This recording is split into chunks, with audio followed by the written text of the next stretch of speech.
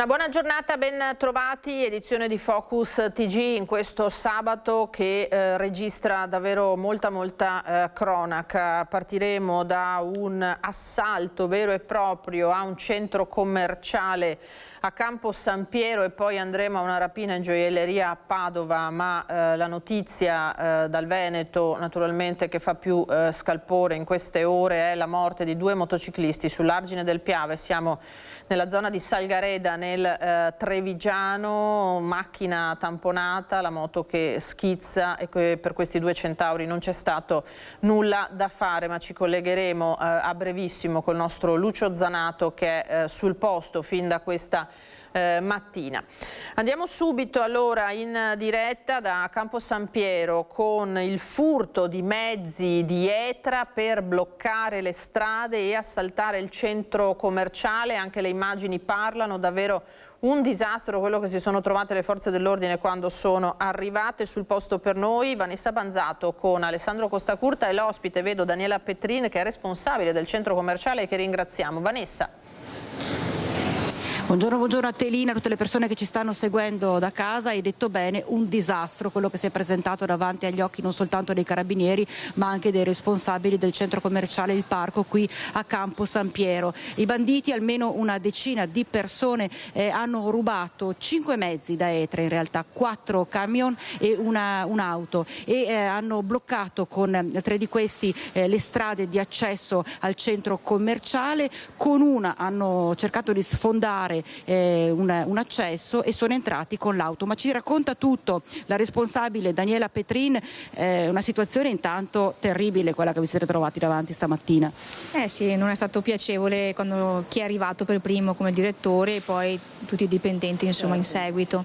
Cosa siete riusciti a ricostruire? Com'è andata? Appunto, come dice lei, hanno bloccato le strade di accesso a luna di notte e poi sono entrati qui al punto vendita, sempre con un furgone, e poi con una macchina sono entrati all'interno per danneggiare i vari locali dove avevano in mente di entrare, insomma. Cioè, sono entrati con un'auto. Andiamo a vedere assieme allora anche ad Alessandro Costacurta. Loro sono entrati, hanno percorso praticamente il corridoio centrale del centro commerciale e si sono diretti nell'ex oreficeria in realtà. Perché l'oreficeria era chiusa, ma loro forse non lo sapevano. Probabilmente sì, perché ormai è chiusa da qualche mese. Hanno sfondato? Tutte le saracinesche e poi si sono girati e sono andati poi da Beauty Star e da quello giusto in realtà. Negozio di scarpe, e si vede che ecco quello che resta della vetrina sfondata. Adesso noi siamo entrati, è ancora da quantificare il danno perché è successo proprio nella notte. Certo è che una situazione del genere non si era mai verificata così. Così grande no. Anche se in realtà il centro commerciale era già stato colpito e non tantissimo tempo fa. Esattamente, qualche mese fa era stata la stessa situazione più o meno, erano entrati sempre dalla stessa porta che poi era stata sistemata in modo da poter garantire un po' più di sicurezza in realtà. Perché infatti quando sono entrati hanno provato a entrare col furgone, non ce l'hanno fatta. No, perché appunto era stato predisposto un accesso più sicuro per entrare. Insomma. Siete preoccupati? Oddio, da sempre fa sempre un po' pensare questa situazione di insicurezza, no? Certo. Nonostante vabbè, sia suonato immediatamente l'allarme, nonostante i controlli siano massimi. Certo che sì, l'allarme è suonato subito, sono arrivati i soccorsi subito e quant'altro, però era fatta, insomma adesso è in corso di quantificazione, Lina, il bottino dei malviventi. Certo è che i danni sono davvero ingenti e sarà quello più che altro il lavoro più grosso. Certo che sì.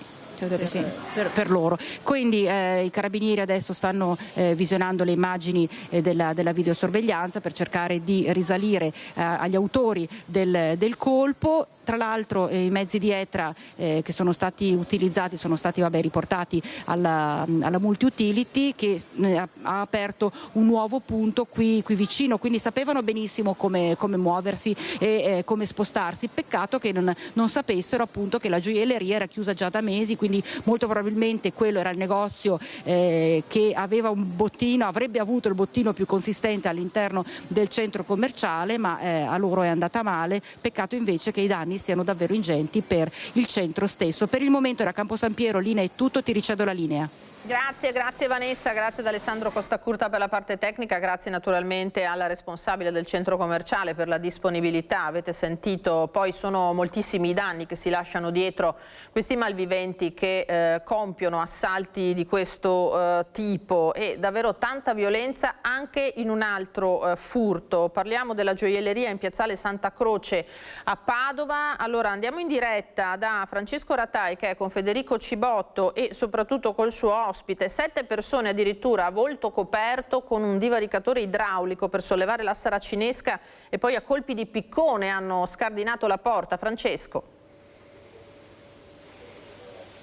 Sì, dici bene Lina, buongiorno anche ai nostri telespettatori. Siamo all'interno della gioielleria che una settimana fa è stata rapinata da questi banditi. Con noi c'è Giovanni Barison che è titolare di questa attività, un'attività di famiglia, un'attività che si è tramandata di padre in figlio. Ecco, la settimana scorsa questa, chiamarla brutta sorpresa è un po' riduttivo, perché è qualcosa che va a incidere proprio anche sullo stato d'animo, su come si vive. Soprattutto sullo stato d'animo, sulla vita di tutti i giorni, sulle notti che ormai adesso da una settimana a questa parte non si passano più dormendo. Purtroppo la nostra categoria è presa d'assalto, ormai sono gli ultimi anni col prezzo del metallo così alto, ormai le banche, i contanti non ce ne sono più e siamo bersagliati ogni giorno. A me è successo la settimana scorsa, 2 giorni fa un collega di Vittorio Veneto, a Verona, a Pordenone, ad Adria, ogni giorno c'è un mio collega che viene preso d'assalto. A me è andata bene, siamo stati fortunati, non eravamo presenti, è stato di notte. Purtroppo però un furto veramente che ti lascia molto scosso e ti fa pensare bene se proseguire o meno l'attività. Questo è il primo pensiero per me e per la mia famiglia ovviamente. Quindi. Ecco, voi avete cercato anche di difendervi con tutto il possibile, i vetri antisfondamento, ci sono sistemi antiallarme che in qualche modo hanno anche protetto perché il nebbiogeno ha messo in fuga i malviventi, riducendo un po' i danni che sono comunque relativamente contenuti. Parliamo comunque di importi importanti, 15.000 euro circa, che poi ai banditi probabilmente fruttano anche meno. Ma la domanda che le volevo fare, Barison, è questa. Voi avete pensato di difendervi in qualche altro modo? Noi abbiamo pensato di difenderci tante volte e anche con altri colleghi ci si confronta sempre su questo, però purtroppo siamo in un paese in cui, è brutto dirlo, ma non c'è quasi più tutela verso i delinquenti che delinquono, però siamo un po' quasi a questa merce. Vediamo anche il caso di Ruggero, vediamo casi di altri colleghi o anche di amici tabaccai che hanno avuto rapine. Quando si prova a reagire si sa che la vita ci viene tolta fondamentalmente, quindi il pensare di difendersi, le conseguenze che ci sono terribili per noi che siamo persone oneste che vengono a lavorare tutti i giorni, mentre per chi delinque purtroppo non è così. E quindi la voglia di armarsi ad esempio è sempre stata esclusa proprio perché vediamo i casi di altri nostri colleghi o altri commercianti purtroppo che a cosa sono andati incontro, a risarcimenti incredibili, cose vergognose che non esistono, perché noi se vengono prese queste persone non vengono messe ai lavori forzati o non veniamo risarciti con nulla perché il più delle volte sono nulla tenenti, mentre quando succede a noi di difenderci in quel caso lì vengono richieste cifre astronomiche che rovinano famiglie se non anche generazioni di quelle famiglie, quindi non è una cosa alla quale abbiamo preso in considerazione. Abbiamo preso in considerazione di rafforzare molto la difesa diciamo, dell'attività, quindi le porte blindate hanno retto bene, le saracinesche blindate anche, il nebbiogeno ha fatto il suo, abbiamo sensori ovunque, sensori di qualsiasi tipo. Questo è l'unico modo, poi si spera sempre nell'intervento delle forze dell'ordine che fanno quello che possono. Forze dell'ordine che sono intervenute rapidamente. Ce lo diceva anche il signor Barison. Un'ultima domanda. Lei sta pensando di lasciare? È troppo pericoloso questo lavoro? Sì, questo lavoro è troppo pericoloso, non ha non abbiamo poi un ritorno economico che vada anche solo minimamente in parte a compensare quello che è il rischio che abbiamo noi, perché se pensiamo alle rapine a mano armate, quello è l'apice di quello che possiamo vivere tutti i giorni. E il furto, diciamo, notturno è il minimo che ci può capitare, anche se è uno shock che ti lascia, ovviamente non ti fa più vivere come prima, c'è poco da fare. Però sì, questo molto probabilmente cambierà molto la mia attività, vediamo cosa fare, perché non si può continuare così, non vale la pena. Ecco, intanto facendo un in bocca al lupo a Giovanni Barison, se non ci sono domande dallo studio ti restituisco la linea, Lina. Grazie Francesco, davvero un duro sfogo quello di questo commerciante, ma purtroppo gli stati d'animo e le parole che raccogliamo sono sempre le stesse ed esigono una risposta. Poi c'è il dramma della strada e allora noi adesso andiamo in diretta con Lucio Zanato, Argine del Piave, siamo nella zona tra Ponte di Piave e Salgareda. A perdere la vita questa mattina 2 motociclisti, 2 a bordo della moto che si è scontrata con un'auto, non c'è stato nulla da fare, viabilità naturalmente bloccata e rilievi che sono durati fino a pochissimo fa, quando sono stati portati via prima le salme e poi i mezzi. Lucio, buongiorno. Buongiorno Lina, purtroppo non è un buon giorno qui lungo l'Argine Piave, proprio per la precisione tra Noventa e Salgareda, siamo tra le Marcandole e l'Outlet, tanto per intenderci, e qui oggi alle 8:30 si sono spente 2 vite, 2 ennesime vite di motociclisti. La dinamica, la dinamica pare che sia quella di moto ad alta velocità. A un certo punto si trova davanti un'auto, quest'auto probabilmente con la freccia e tutto il resto vede di svoltare sulla sinistra e a quel punto l'impatto risulta inevitabile. La moto vola per aria prima e poi finisce contro i guardrail.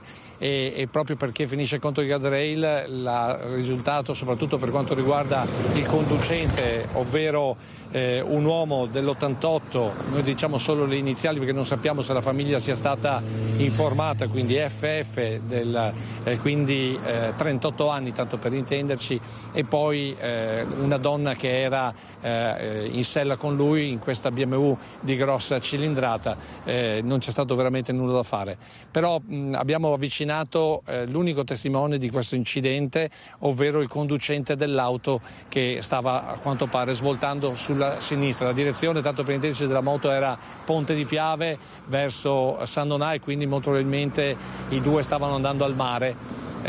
Però sentiamo l'intervista, diciamo così, la testimonianza molto breve del conducente dell'auto, evidentemente sconvolto dell'accaduto. Sentiamolo. Cosa è successo? Stavo guardando se c'era qualcuno che superava, per guardare fuori un attimo e superare, arriva a moto, ho preso sullo spigolo dietro, punto. Ho visto volare tutto, insomma. Luca Romi. Ecco, come avete sentito, poche parole da una persona veramente toccata, perché appunto poi il risultato è stato che quando è sceso ha visto veramente un disastro. I corpi, uno dei 2 addirittura straziato perché è finito sotto al guardrail e lì i guardrail sotto diventano veramente delle lame che non danno scampo, mentre il corpo della donna era riverso sull'asfalto proprio in centro carreggiata, ed è quello che noi sostanzialmente abbiamo visto quando siamo arrivati poco dopo e poi abbiamo seguito tutta la giornata, abbiamo seguito prima i rilievi da parte della stradale di Vittorio Veneto, poi il recupero delle salme e infine il recupero dei mezzi. Va detto che dall'impatto, cioè dalle condizioni della moto, una BMW di grossa cilindrata, probabilmente un 1100, un 1200, veramente la velocità era notevole perché la moto sostanzialmente si è spezzata in 2. Il forcellone davanti non esisteva più, la ruota anteriore era circa 40 metri rispetto al resto della carcassa della moto, il sellino è volato via, quindi veramente la velocità, l'impatto è stato tremendo, è volato via di tutto. Invece l'auto tutto sommato ha riportato semplicemente un colpo sull'angolo posteriore sinistro con una ruota che si è leggermente incurvata. Questo sta a significare proprio l'impatto dove si è scaricato per quanto riguarda il mezzo. Ultima nota riguarda proprio questa strada. Nel corso della mattinata diversi i residenti della zona sono sono venuti a vedere, e non c'è uno che non abbia diciamo così nel ricordo un incidente mortale simile dove è coinvolta una moto, perché a quanto pare qui le moto viaggiano ad alta velocità, essendo un rettilineo importante invita all'accelerazione, a volte appunto come in questo caso sicuramente un'accelerazione fatale.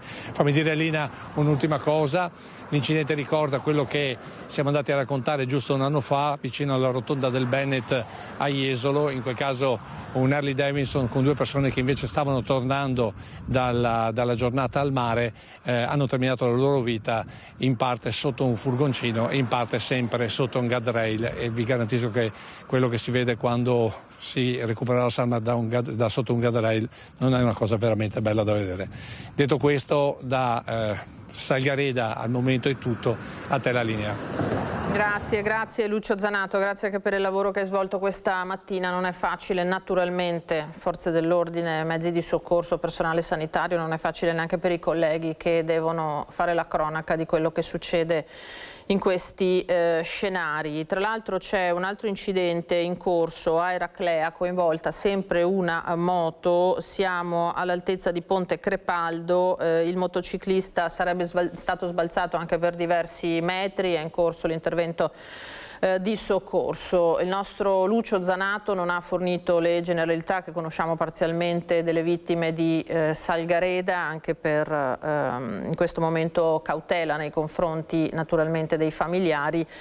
Si tratterebbe in questo momento di un 38enne di Villorba, e vedremo poi invece l'altra persona in seguito durante la giornata di avere qualche dato in più. Per ora rimaniamo con il grave lutto che ha colpito naturalmente ancora una volta la nostra provincia sulle strade. Ci spostiamo di poco e parliamo sempre di morti in strada, perché tra Spinea e Mira c'è shock e dolore, e anche tra i Cavalieri di San Marco per un'altra morte tragica, quella di Roberto Penso, 79 anni, deceduto in galleria nel Bellunese per essersi fermato a recuperare lo specchietto dell'auto che dopo un urto aveva perso. Allora sono in diretta Anna Maria Parisi e Sandro Ponchio per noi da Borbiago, con Roberto Pesce che è rappresentante proprio dei Cavalieri di San Marco. Anna Maria.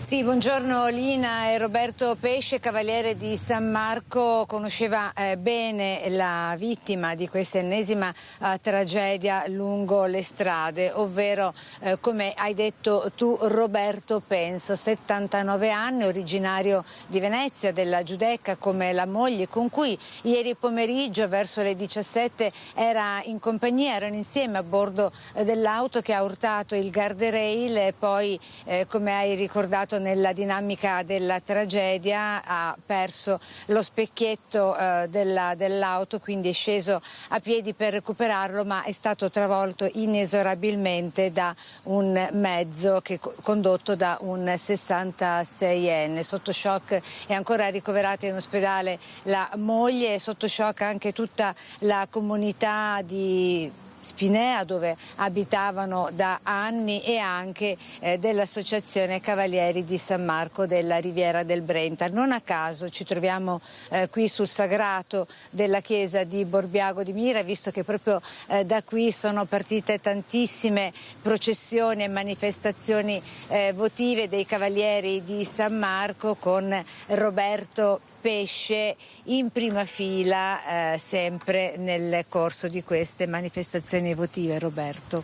Sì, diciamo che ci ha lasciato un cavaliere, una persona squisita, buona e sempre disponibile con tutti, e voleva essere sempre in prima fila appunto nelle processioni o nelle manifestazioni dove ci rappresentavamo come Cavalieri di San Marco.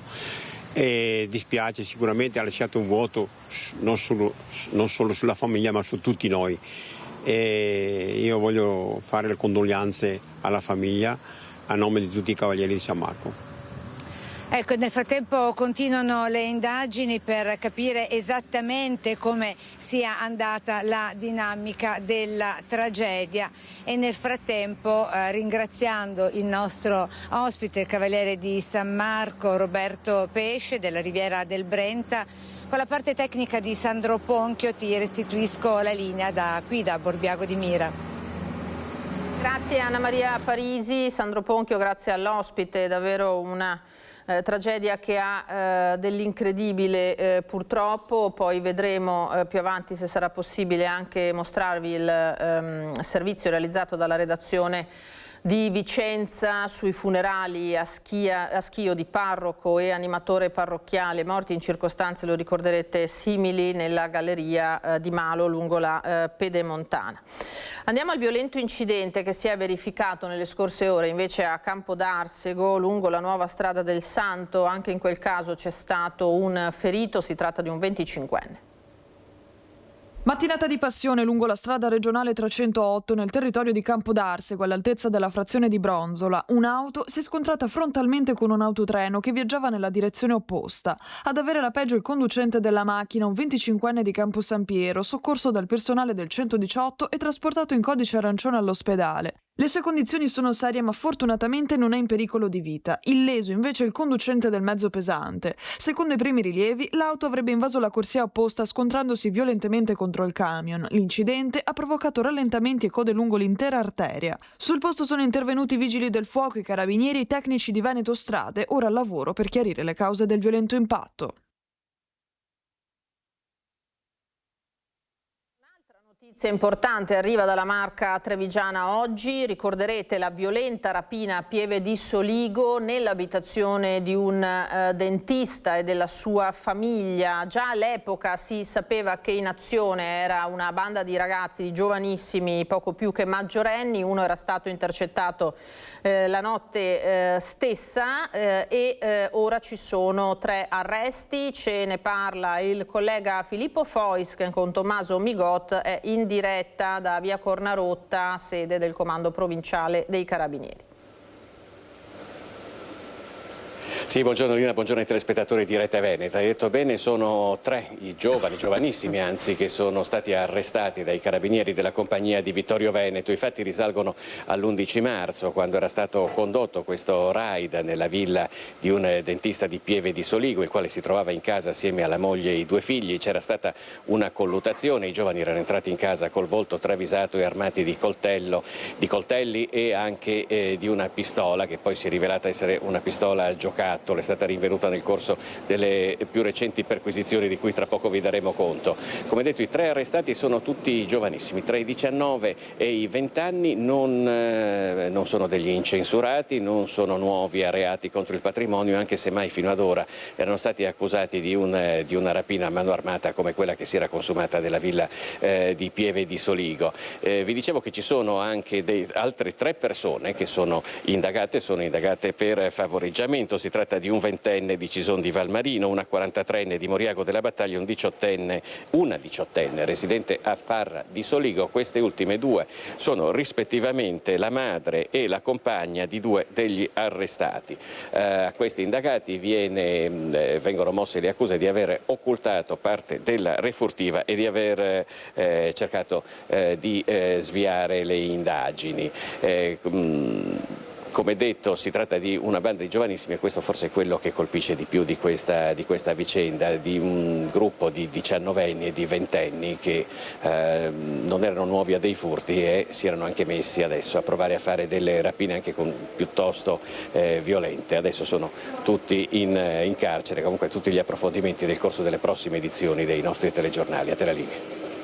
Grazie Filippo Fois e Tommaso Migot. Tra l'altro quella di oggi è una giornata particolare per molti versi, non solo la cronaca. In diverse aziende sanitarie del territorio si sta presentando il percorso di avvio delle case di comunità, tema questo estremamente dibattuto e di ovvio interesse per la popolazione. Ve ne daremo conto nei nostri telegiornali, vedremo poi se saremo in grado da Belluno di parlarvene più approfonditamente nel corso della nostra diretta.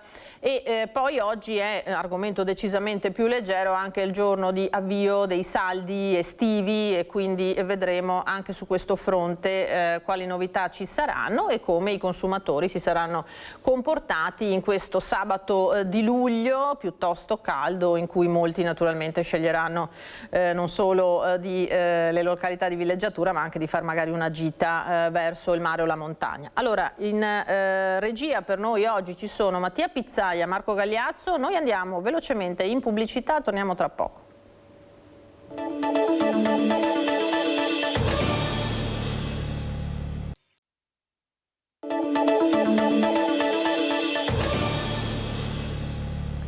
Focus TG, bentrovati, ritorniamo in diretta da studio. Allora, abbiamo parlato purtroppo di drammi che si sono consumati, numerosi ai noi, sulle strade in questi ultimi giorni. L'ultimo gravissimo, 2 motociclisti che hanno perso la vita questa mattina sull'argine del Piave, ce lo raccontava Lucio Zanato, tra Salgareda e Noventa di Piave. Ma ci sono stati nelle scorse ore anche i funerali al Palasport di Schio di Alberto Fioretto e Don Francesco Andreoli, ricorderete, morti a Malo in autostrada in galleria in un terribile incidente. Ad accompagnare le vittime dell'incidente in Pedemontana oltre 5.000 persone. Andiamo a vedere il servizio realizzato dai colleghi di Vicenza. Ci avete insegnato ad ardere come solo voi sapevate fare. Ora continuate a correre per noi dal paradiso. Buona corsa!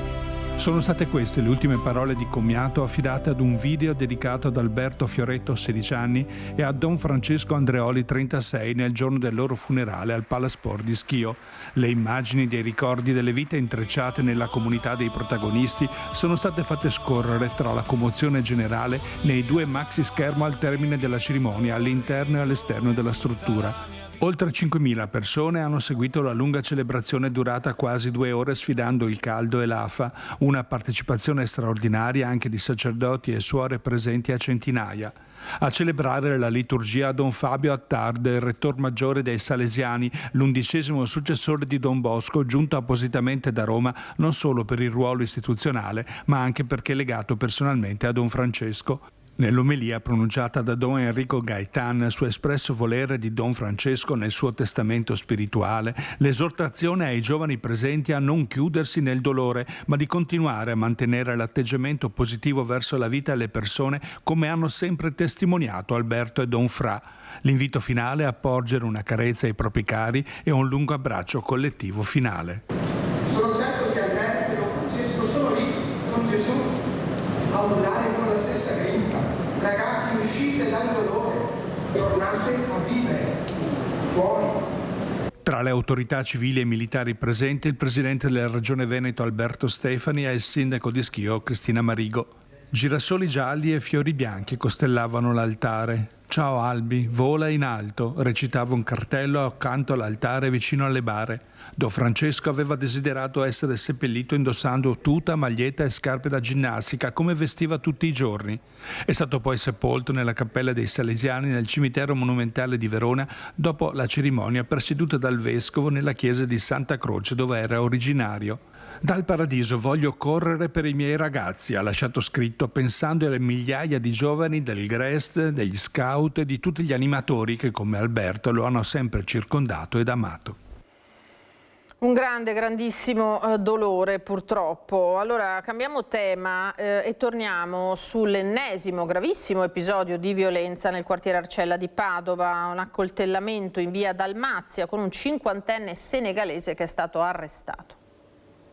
Chiazze di sangue a terra, indumenti abbandonati, le tracce dell'accoltellamento lungo via Dalmazia, fuori dalle abitazioni e fino all'ingresso di un parco. La violenza è esplosa tra 2 stranieri, ancora una volta nel quartiere Arcella a Padova. A terra un 36enne tunisino colpito da numerosi fendenti alla schiena e al collo. Quando le volanti sono arrivate sul posto, il suo aggressore brandiva ancora il coltello insanguinato. Ho sentito verso le 4:30-5 delle urla e qualcuno che diceva chiama l'ambulanza e dopo 10 minuti è arrivata un'ambulanza e 3-4 pattuglie della polizia. Il racconto di un residente svegliato dalle urla nel cuore della notte. Sono stati proprio i cittadini a dare l'allarme alla polizia, che è intervenuta subito nel quartiere Arcella, dove era impegnata in alcuni controlli. In meno di un minuto sono arrivate 2 volanti che già presidiavano lì la zona del quartiere Arcella. È stato trovato un uomo a terra sanguinante con un'altra persona armata di coltello. I poliziotti gli hanno intimato col protocollo del taser di lasciarlo cadere. Lui non ha opposto resistenza, quindi è stato bloccato. Il 50enne senegalese è stato arrestato per tentato omicidio. Ha precedenti per lesioni, rapina, minacce e spaccio. A terra in una pozza di sangue un 36enne tunisino irregolare è stato intubato e portato in ospedale, dove è stato sottoposto sottoposto ad un intervento chirurgico. All'origine dell'accoltellamento questioni legate ad attività illecite. Nelle ultime settimane il quartiere Arcella è stato teatro di episodi di violenza. Un 22enne è stato arrestato 2 giorni fa dopo aver esploso dei colpi di pistola in stile stesa napoletana, modalità tipica della criminalità campana per rivendicare il controllo di una determinata zona. Sempre nei giorni scorsi anche un'altra rissa armata tra clan in piazza della Vecchia per un presunto regolamento di conti tra spacciatori, dove è rimasto ferito un 25enne pregiudicato. Il questore di Padova ha assicurato che non ci sono zone franche in città. Queste sono risposte immediate dei dispositivi di prevenzione e controllo del territorio su Padova e provincia e stanno a testimoniare il controllo sul territorio dello Stato e soprattutto che non c'è spazio per chi ritiene di poter improntare il proprio agire a che cosa? Alla violenza e alla illegalità. Ci sono ulteriori sensibilizzazioni di presenza anche con dispositivi che vengono predisposti di volta in volta. All'Arcella già ci sono, è chiaro li andremo ulteriormente, visti questi 2 episodi ravvicinati, a implementare ulteriormente.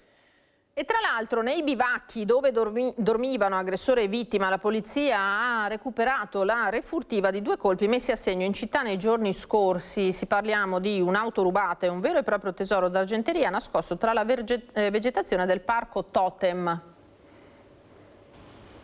Le indagini sul tentato omicidio di Via Dalmazia portano alla luce un secondo filone investigativo. Gli agenti della squadra mobile delle volanti di Padova, tornati sul luogo dell'aggressione, hanno passato al setaccio l'area verde del parco Totem, individuando alcuni bivacchi utilizzati come ricovero notturno.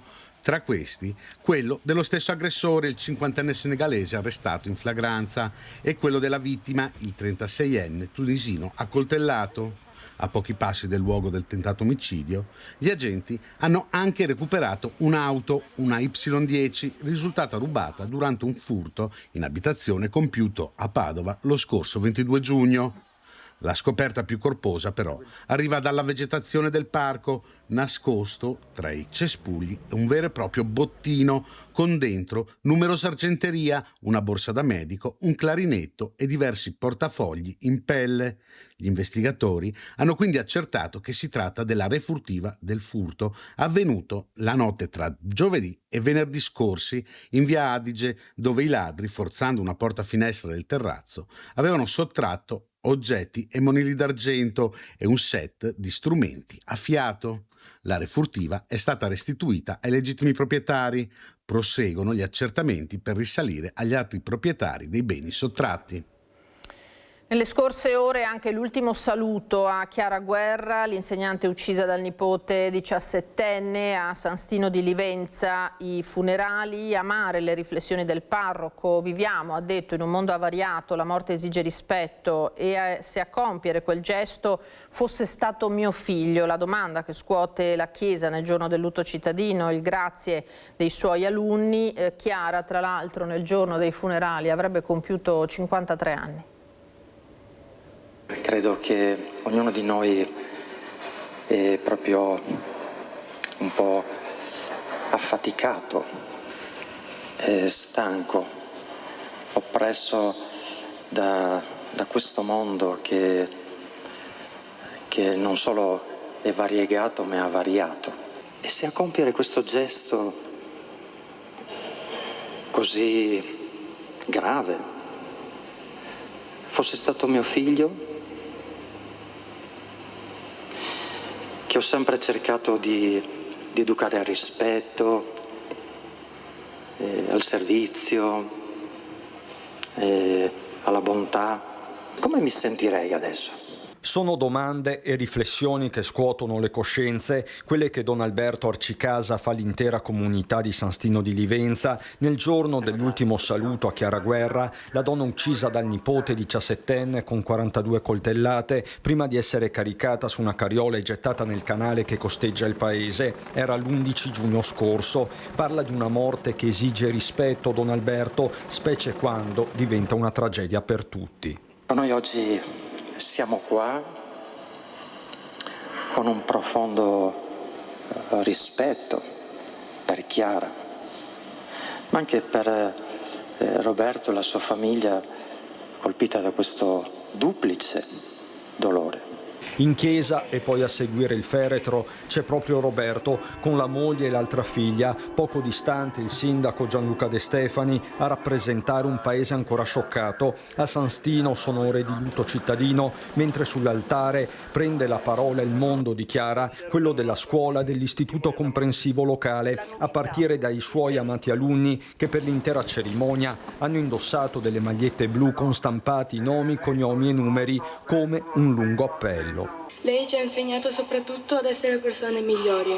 Ci diceva sempre che la vita è il dono più prezioso che abbiamo, che è il dono più prezioso che abbiamo e che ogni giorno va vissuto con coraggio, rispetto e gratitudine. Ci mancheranno la sua voce, le sue risate, la sua gentilezza e quel modo speciale che aveva di rendere la scuola un luogo in cui sentirsi accolti. Ci sono poi le colleghe, diventate con il tempo amiche, le prime a lanciare l'allarme per la sua scomparsa non vedendola arrivare a scuola per gli esami di terza media. Chiediamo che il tempo non cancelli emozioni ed esperienze e che ci faccia dono di saggezza. Ciao Chiara. Il saluto arriva nel giorno in cui Chiara avrebbe compiuto 53 anni, una coincidenza maledetta in un giorno già difficile e ancora carico di inquietudini. Siamo tutti un po' colpevoli di essere presi dietro le nostre cose, ma quanto tempo realmente dedichiamo all'ascolto? Questi dunque gli interrogativi emersi nel corso, l'avete sentito, di questa sentita, dolorosa cerimonia. Torniamo alla criminalità, ancora giovani, parliamo di 21-22 anni, protagonisti in stile stesa napoletana di una serie di esplosioni di colpi di arma da fuoco dal finestrino della loro auto. Siamo nel parcheggio dello Sherwood Festival di Padova. 6 colpi di pistola sparati dal finestrino di un'auto in corsa in mezzo alla folla del parcheggio dello Sherwood Festival. È successo ieri sera a Padova tra Viale Nereo Rocco e Via Altichiero, poco dopo le 19:30. I presenti nel piazzale davanti allo stadio si sarebbero riparati dietro New Jersey e barriere stradali, temendo un attacco vero e proprio.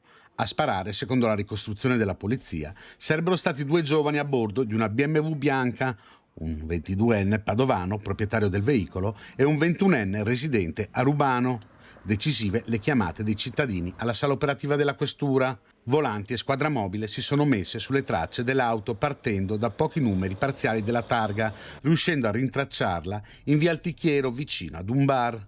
Al controllo i 2 avrebbero avuto con sé una pistola semiautomatica calibro 9 a salve con caricatore inserito e una cartuccia calibro 308 Winchester, quest'ultima riconducibile al porto d'armi per uso caccia di uno dei 2 giovani. Nel baule dell'auto sono state trovate inoltre 32 cartucce a salve.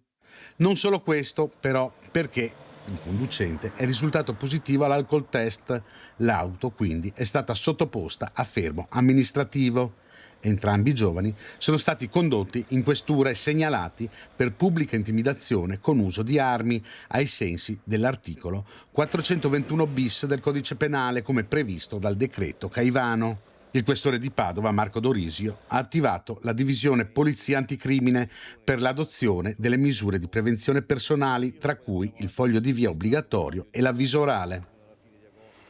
A funestare queste giornate estive anche gli infortuni sul lavoro, i malori sul lavoro e poi le morti come quella dell'operaio di 27 anni travolto da un palo a 2 Carrare. Restiamo dunque nel Padovano, c'è stata un'alta adesione allo sciopero e all'assemblea dei lavoratori dell'azienda in cui operava questo ragazzo. La morte di Florian Cani, operaio di 27 anni deceduto in ospedale a 4 giorni dall'incidente avvenuto in un cantiere di 2 Carrare, è una tragedia che riaccende l'allarme sulla sicurezza nei cantieri. A Padova i lavoratori della Circet Italia hanno incrociato le braccia per un'ora aderendo allo sciopero proclamato dalla FIOM CGIL. Il giovane, dipendente della ditta in subappalto Fratelli Nicgia SRL, è stato travolto dal crollo di un palo. Oggi ci sono lavoratori che lavorano in condizioni diverse, con condizioni di sicurezza diverse, in una filiera di appalti infinita, dove il tema del rispetto anche delle normative a volte viene superato. Quindi oggi è stato fondamentale dare questo messaggio e perché non si può morire a 27 anni in un cantiere, non si può morire a nessuna età, non si può uscire la mattina di casa e non farsi ritorno. Per il sindacato non si è trattata di una fatalità, ma dell'ennesima tragedia che riporta l'attenzione sui rischi legati al sistema degli appalti e dei subappalti. La FIOM chiede maggiori controlli, regole più severe e interventi immediati per garantire la sicurezza dei lavoratori e fermare quella che definisce una strage che non può più essere accettata. E c'è una lettera aperta della famiglia di Mattia Battistetti, il giovane morto sul lavoro ad appena 23 anni nel 2021. Siamo a Montebelluna, al giudice che ha chiesto altri 3 mesi per comunicare le motivazioni della sentenza rispetto al processo per la morte del ragazzo, sentenza che non ha affatto soddisfatto i familiari. I genitori lanciano anche un appello alla Premier Giorgia Meloni, che proprio da Padova 2 giorni fa aveva parlato di sconfitta collettiva di fronte ai morti sul lavoro. Con rispetto e disappunto prendono atto del ritardo. Il giudice si era preso 3 mesi di tempo per depositare le motivazioni della sentenza e ora ha chiesto ulteriori 3 mesi per la complessità delle posizioni degli imputati. I genitori di Mattia Battistetti, morto sul lavoro nell'aprile del 2021 a Montebelluna, hanno deciso di scrivere così, insieme al loro avvocato, una lettera al giudice con la quale prendono atto del ritardo, con rispetto perché si rendono conto della mole di impegni, ma anche con disappunto perché la completa verità sulla morte di Mattia si allontana ancora. Rispetto per la giudice, perché capiamo benissimo la sua mole di lavoro, però questo tempo che si allunga ancora per noi è veramente un disastro, ci sta massacrando perché è un prolungare ancora la richiesta di giustizia che stiamo facendo ormai da 5 anni. Al rispetto e al disappunto, si legge nella lettera, si aggiungono anche sorpresa e amarezza. Dopo 8 mesi di discussione e una Camera di Consiglio di soli 58 minuti, si sarebbero aspettati tempistiche diverse. Intanto hanno ascoltato con attenzione le parole che il Premier Giorgia Meloni ha pronunciato nelle scorse ore all'Assemblea della UIL di Padova. Provo sempre un forte dolore quando sento parlare di morti sul lavoro. Sono consapevole che il Premier Meloni sicuramente ha detto quelle parole col cuore. Chiedo però, come sto veramente chiedendo da sempre, che quelle promesse vengano mantenute. Lei mi ha colpito particolarmente quando ha detto che una priorità su cui si misura la civiltà di una nazione è la sicurezza sul lavoro. Questa diventi la priorità. Intanto Monica e Giuseppe aspettano con ostinata fiducia. La giustizia è una strada lunga, ma la memoria di Mattia non si prescrive e nemmeno la nostra determinazione. Cambiamo tema, andiamo alla piaga dello spaccio di stupefacenti. Nascondeva la cocaina tra le siepi di un parco giochi frequentato da bambini e famiglie per poi recuperarla e venderla ai clienti in pieno giorno. È finita con l'arresto l'attività di spaccio di un 20enne albanese fermato dalla mobile di Treviso durante un servizio straordinario disposto dal questore Alessandra Simone per il contrasto al traffico di sostanze stupefacenti. Intervento giovedì nel quartiere di Sant'Antonino, dunque a Treviso. Gli investigatori, insospettiti dai movimenti del giovane, hanno notato che si avvicinava ripetutamente a una siepe a ridosso di un'area giochi pubblica. Il controllo ha permesso di scoprire 51 dosi di cocaina pronte a essere smerciate, nascoste tra la vegetazione. Sono state documentate, è stata documentata la cessione di una dose a un cliente italiano venduta per 70 euro. È scattato a quel punto il blitz. Avete visto sia lo stupefacente nelle immagini che le somme recuperate nell'abitazione del ventenne, circa 2.000 euro in contanti, ritenuti provento proprio dello spaccio. A Castelfranco invece aveva scelto la zona di un supermercato del centro come base per spacciare un altro soggetto di cui ci parla il prossimo servizio.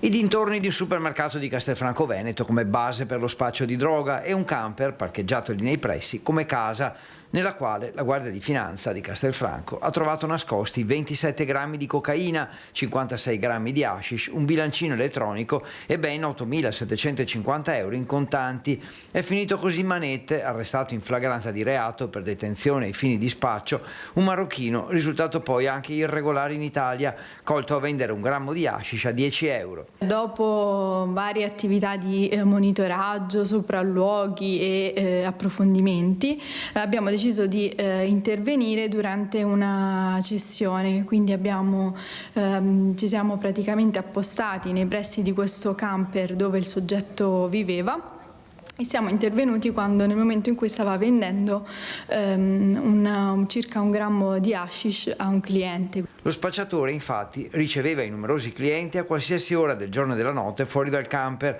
utilizzato come vero e proprio laboratorio dove preparare la merce richiesta. Il cliente è stato invece identificato dai finanzieri, che inizialmente ha provato a negare, dopodiché ci ha confessato che aveva effettivamente acquistato questa sostanza da questo soggetto di nazionalità nordafricana, quindi lui l'abbiamo segnalato amministrativamente alla prefettura. Il cittadino marocchino è risultato poi senza permesso di soggiorno, mentre il camper è stato perquisito anche con l'aiuto del cane antidroga e sequestrato. L'arrestato è stato trasferito nel carcere di Treviso e ora proseguono le attività per la possibile espulsione, così come le indagini per ricostruire dove acquistasse la droga e risalire eventuali altre persone coinvolte. Abbiamo un altro veloce break pubblicitario che ci aspetta, ritorniamo tra poco.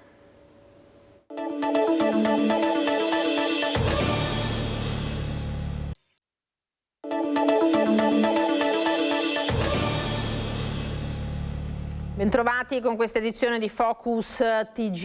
Ieri il 4º anniversario della tragedia della Marmolada, 11 le vittime, lo ricordiamo, di queste 9 i veneti. Il ghiacciaio, dicono gli esperti, continua a ritirarsi, 7 metri solo nell'ultimo anno. Preoccupano le temperature nuovamente molto alte.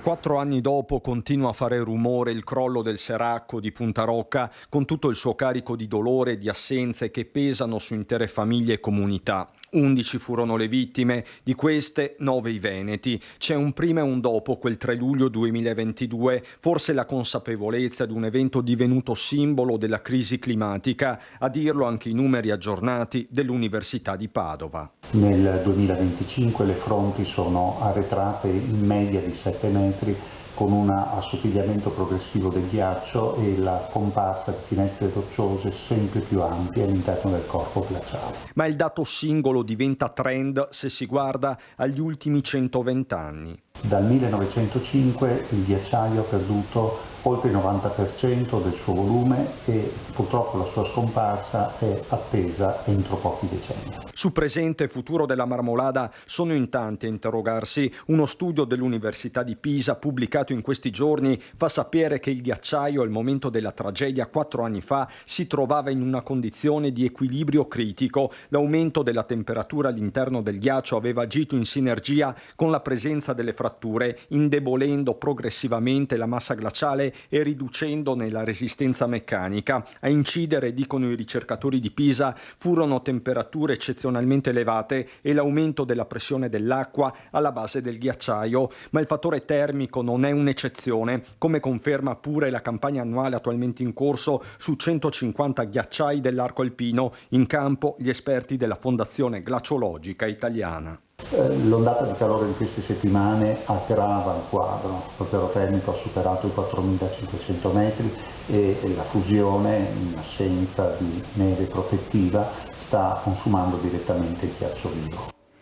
Cambiamo tema, ma rimaniamo nel Bellunese, perché anche lì, come in altre province venete, le ULSS hanno presentato oggi il percorso di avvio delle case di comunità, tanto discusse e tanto anche raccontate in questi mesi proprio dalle aziende sanitarie. Fabio Fioravanzi e Stefano Bozzi ne hanno parlato con il nuovo DG dell'ULSS 1 Dolomiti Di Falco.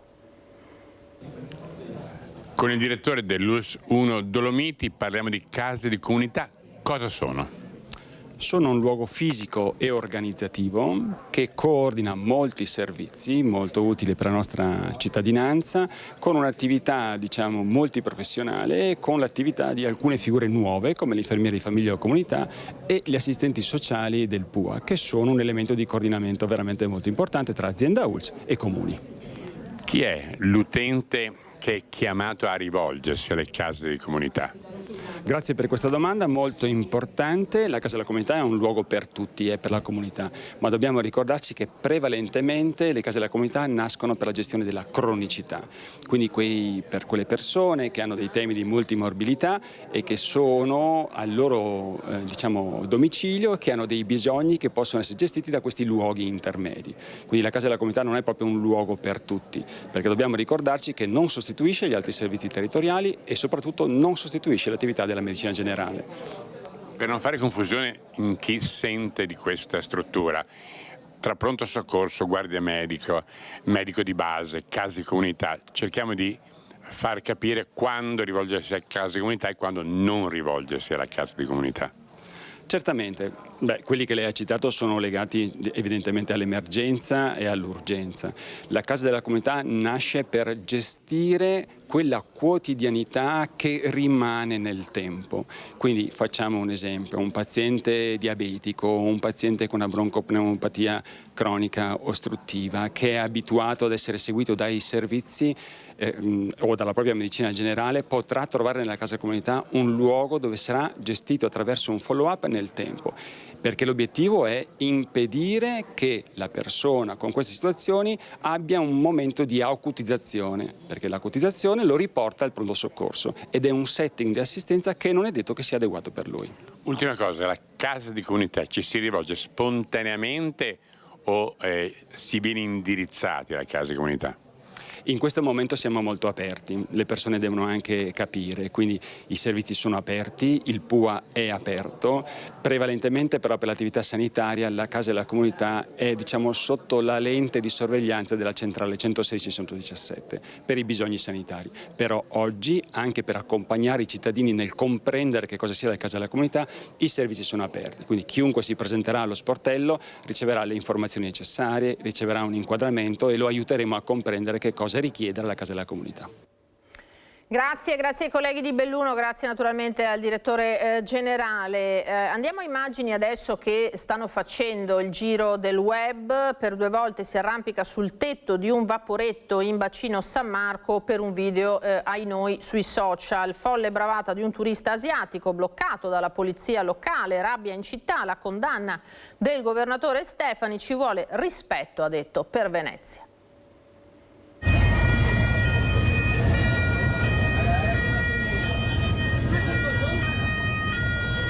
L'ha rifatta ancora la seconda volta nell'arco dello stesso pomeriggio alle 15 a San Zaccaria. La sua spacconeria però gli è costata cara. Si trova alla Smart Control Room, interrogato dalla municipale. È un turista di origine asiatica il protagonista di questo video che documenta l'ennesima bravata avvenuta a Venezia.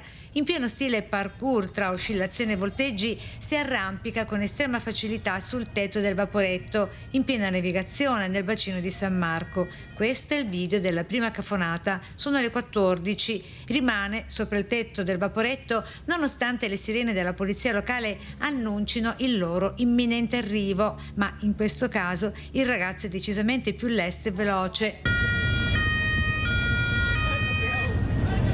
Tra un salto e un'acrobazia, il vaporetto attracca, fermata Arsenale, arriva anche la polizia locale, ma dello spaccone non c'è più traccia. La sua fuga però, come detto, durerà poco. A incastrarlo la maglietta gialla e berretto bianco, ma soprattutto la sua smania di protagonismo e i suoi gesti cafoni verso Venezia.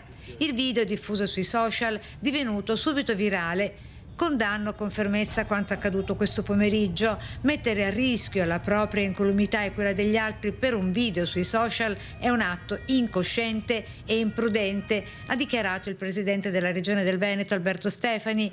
Sdegno anche da parte della consigliera Monica Poli, alias Lady Pickpocket, per il suo impegno nella tutela del decoro urbano e nella lotta contro i borseggiatori. Io non la chiamerei bravata, questo è l'ennesimo sfregio verso la nostra città da parte di gente che non ha rispetto. Ci devono essere delle regole a questo punto perché Venezia non è un parco di divertimento. Speriamo che il sistema giustizia faccia il suo corso e che venga severamente punito, pronti a costituirci parte civile in un processo. Così il sindaco di Venezia, Simone Venturini, sul turista che avete appena visto denunciato dopo la bravata sul Vaporetto. La polizia locale ha individuato e bloccato e denunciato il 18enne Emiliano di origine cinese che questa mattina ha dato spettacolo sopra il tetto di un battello. Un atto, un gesto pericoloso per sé e per la navigazione e per gli altri che giustamente merita una punizione esemplare. Speriamo che il sistema giustizia faccia il suo corso, che lo punisca severamente. Valuteremo anche la possibilità di costituirsi parte civile eventualmente in un processo penale e lavoreremo sempre di più per garantire severità negli interventi da parte della nostra amministrazione. Venezia non è un palcoscenico per imbecilli, è una città che merita rispetto. Ecco, palcoscenico di ben altro genere, quello del nuovo itinerario tra natura, arte e storia per rilanciare l'Alta Valle dell'Astico. A Pedemonte inaugurati i sentieri delle cascate e il nido, la monumentale opera di Martalar realizzata con le radici degli alberi abbattuti dalla tempesta Vaia. Pedemonte punta sul turismo naturalistico e lo fa con un affascinante progetto destinato a valorizzare uno degli angoli più suggestivi dell'Alta Valle dell'Astico. Sono stati inaugurati i sentieri delle cascate che, come sottolinea il sindaco Diego Carotta, sono 3 anelli importantissimi turistici adatti a qualsiasi tipo di età. Chiunque può affrontare questi sentieri e vivere il nostro territorio meraviglioso e vivere la nostra valle nella pienezza della natura. L'opera principale è logicamente il Nido, che è un'opera di Marco Martalar e si trova all'interno dell'anello 1 sulla valle Rio Torto. I percorsi di 3,7, 6,4 e 9,8 km progettati dall'architetto Nazareno Leonardi conducono a salti d'acqua, gole, antiche borghi e luoghi ricchi di storia, immersi in un territorio che fino alla Prima Guerra Mondiale era terra di confine tra il Trentino e il Vicentino. Investiamo nel futuro delle aree montane, afferma l'assessore regionale Marco Zecchinato. Il cuore dell'iniziativa è il Nido, la nuova grande opera di land art firmato da Marco Martalar, che osserva. Il nido perché qualsiasi forma di vita, se crea un nido, lo crea in un posto nascosto e poco frequentato. Per questo ho pensato di fare un'opera che raccogliesse l'essenza di questo messaggio.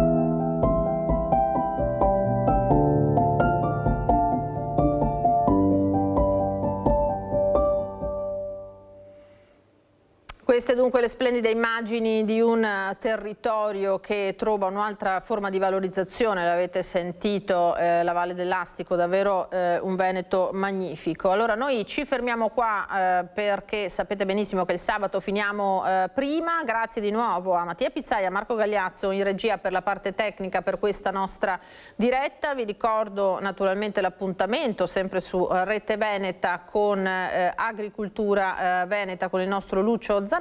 Questa sera come sempre i telegiornali e l'informazione della nostra emittente. A tutti un buon sabato pomeriggio, arrivederci.